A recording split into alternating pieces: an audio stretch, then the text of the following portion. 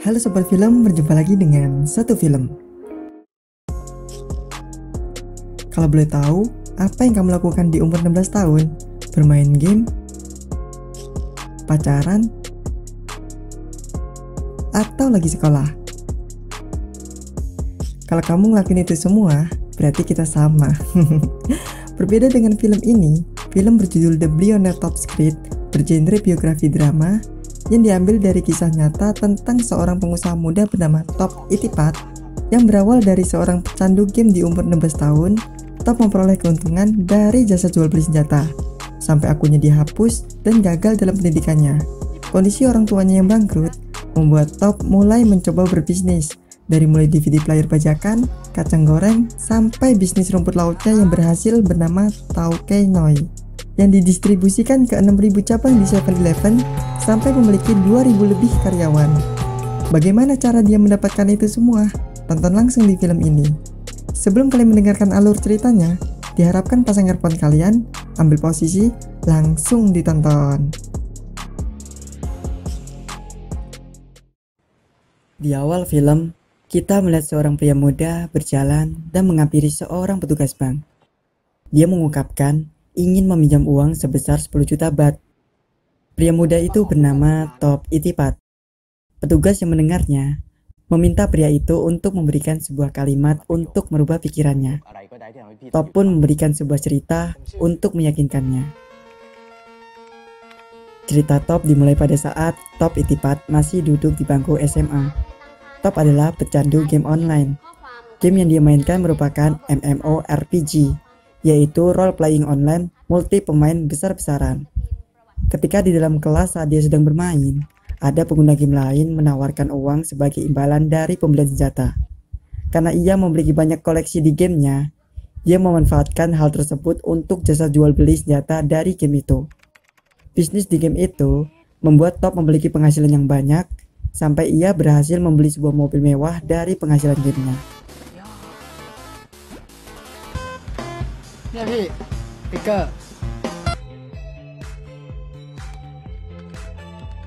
Waktu terus berlalu, gaya rambut Top yang berubah masih menikmati sebuah gamenya, membuat Top tidak fokus akan pendidikannya, yang mengakibatkan dia gagal untuk memenuhi ekspektasi orang tuanya, yaitu kuliah di universitas negeri.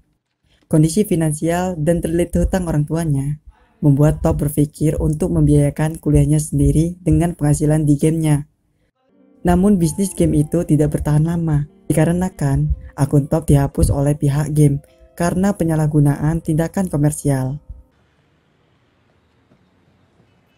Top mulai mencari ide berbisnis DVD player bajakan untuk membiayai kuliahnya. Namun bisnis DVD-nya hancur karena dia tertipu oleh penjualnya dan kurangnya pengetahuan Top tentang bisnis tersebut. Orang tua Top yang lebih mengedepankan pendidikan tetap berusaha untuk membiayakan kuliah Top meskipun keadaan finansial keluarganya tidak baik. Namun Top menolaknya, dan akhirnya ia kuliah di universitas swasta dengan menjual jimat tanpa sepengetahuan ayahnya.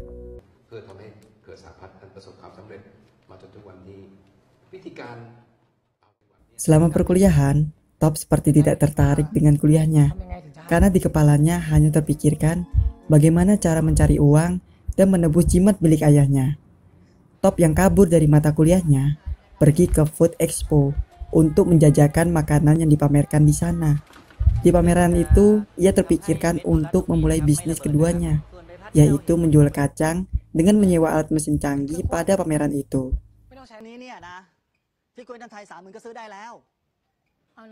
Top yang tidak mengerti mengelola kacang mencari tahu dengan mengamati pedagang kacang di pinggiran jalan. Sampai akhirnya, ia menemukan resep yang enak dan menjualnya di dalam supermarket.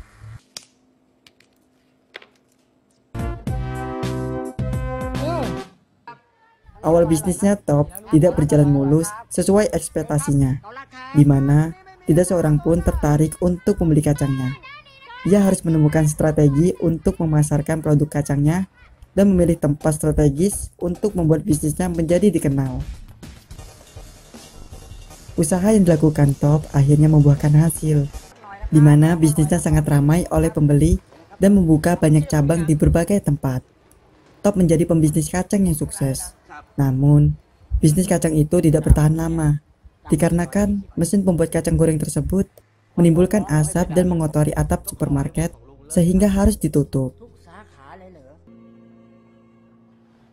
Kedua orang tua Top yang sudah bangkrut dan terlilit hutang memutuskan untuk mengajak Top berpindah ke Cina memulai hidup baru.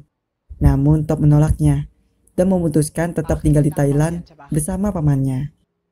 Top berjanji kepada ayahnya bahwa dia akan bekerja keras dan mengembalikan mereka ke Thailand.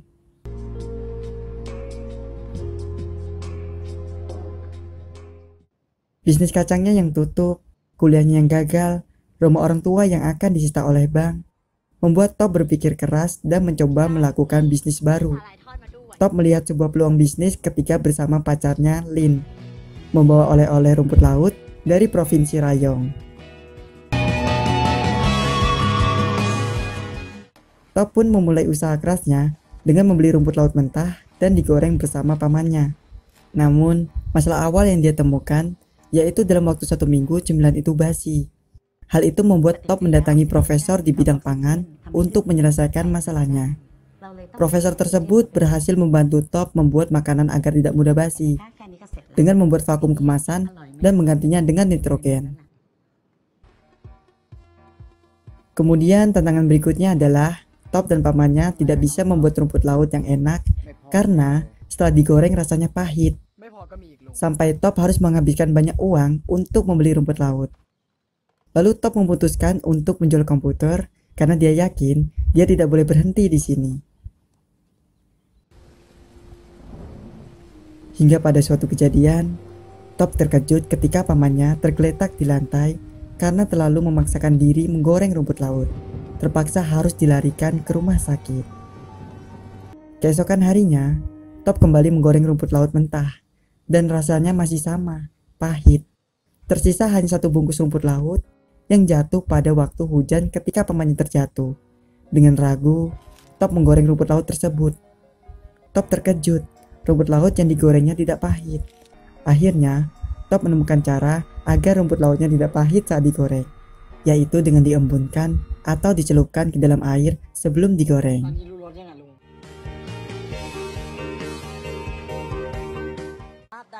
Top mulai memproduksi rumput laut dalam jumlah yang banyak. Dia mulai menjual makanan rumput lautnya di berbagai tempat dan mendapatkan respon yang luar biasa dari konsumennya. Produknya juga sangat laku keras. Namun, untuk bisa melunasi hutang usaha kedua orang tuanya yang mencapai 40 juta baht atau 12 miliar, dia harus memikirkan suatu cara agar bisnis makanan rumput lautnya dapat memberikan penghasilan yang cukup untuk melunasinya. Saat Top sedang mendengarkan sebuah rekaman, Top lalu menemukan ide untuk memasarkan produknya, yaitu dengan mendistribusikan cemilannya ke 7-Eleven, yang mana perusahaan tersebut memiliki banyak cabang yang cocok untuk Top dalam mengembangkan bisnis cemilannya. คือผมจะเอาของไปฝากขายที่เซเว่นนี่ต้องทำยังไงบ้างครับก็ได้ทานง่ายเอาใหม่ข้าวต้มมัดครับถ้าบริษัทของผมและบริษัทของคุณเราได้มาร่วมมือกันผมเชื่อว่า Di kantor 7-Eleven, Top membawa produknya. Dia ingin memamerkan produknya pada Nona Poo. Namun produknya ditolak, bahkan tanpa diberi kesempatan untuk mempromosikannya. Mereka mengklaim desainnya jelek, kemasannya terlalu besar, dan harga yang tidak sesuai standar dengan 7-Eleven. Lin yang merupakan pacar Top datang ke rumah dan mengetahui keadaan yang sebenarnya. Top berbohong ke Lin tentang kondisi keluarganya dan kuliahnya, membuat hubungan mereka harus berhenti.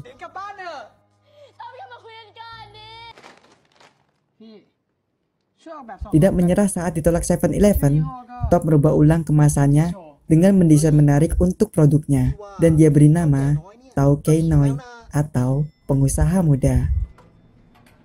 Keesokannya, Top mendatangi kantor 7-Eleven untuk kedua kalinya, dengan kemasan cemilan yang berbeda dari sebelumnya. Namun, Top tidak menemui Nona Poo, sehingga dia tidak bisa memamerkan kemasan terbarunya, dan memberikan cemilan itu pada security 7-Eleven. Mulai menyerah dengan keadaan, menghubungi ibunya bahwa Top ingin menyusul orang tuanya ke Cina. Tetapi keadaan itu berubah ketika 7-Eleven menyetujui cemilan rumput lautnya untuk dipasarkan di 7-Eleven dengan syarat memenuhi standar GMP atau Good Manufacturing Practices, yang mana dapur di rumahnya tidak memenuhi standar itu. Lalu cerita kembali di awal saat Top mendatangi petugas bank untuk meminjamkan uang sebesar 10 juta baht. Top berpikir dia perlu uang yang banyak untuk membangun pabrik sesuai standar GMP. Namun pinjaman itu ditolak karena tidak memenuhi persyaratan umur dan juga hutang yang dimiliki keluarganya. Tidak menemui jalan keluar, Top mengurungkan niatnya untuk melanjutkan bisnisnya. Dia membuat paspor memutuskan untuk pindah ke Cina. Sebelum pergi, Top menjual mobilnya dan mengambil jimat yang telah dia gadaikan seharga 100.000 baht. Dan dia menyadari nilai sebenarnya dari jimat yang dimiliki ayahnya adalah 3 juta baht. Berargumen dengan pemilik toko, akhirnya Top diusir oleh pemilik toko dengan ditodongkan pistol. Top berpikir lagi bahwa dia harus melanjutkan bisnisnya, dan dia memutuskan untuk tinggal dan melanjutkan dengan menggunakan gedung tua milik keluarganya. Dia mengubahnya menjadi fasilitas manufaktur kecil. Dibantu dengan sedikit karyawan, mereka membuat dan mengemas 70.000 lebih bungkus rumput laut. Setelah 7-Eleven melakukan inspeksi ke pabrik kecil milik Top, akhirnya Top menerima kabar dari 7-Eleven yang dinyatakan lulus inspeksi.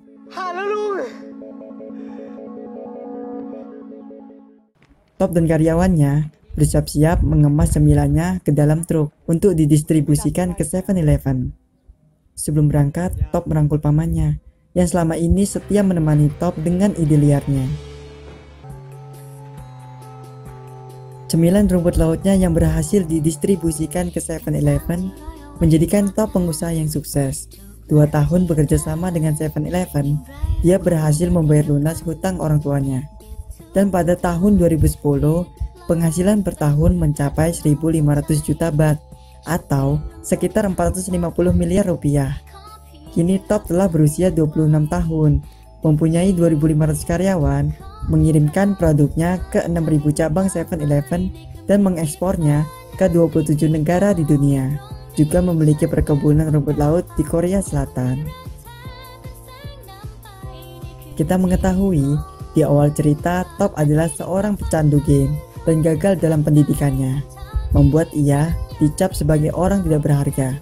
Namun semua itu berubah dengan usaha dan kerja keras Top untuk mengembalikan omongan itu tentang dirinya. Film pun selesai.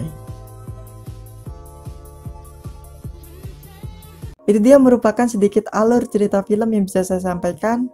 Jika kalian suka dengan alur cerita film, jangan lupa untuk subscribe channel ini dan ikuti terus update alur cerita film dari satu film.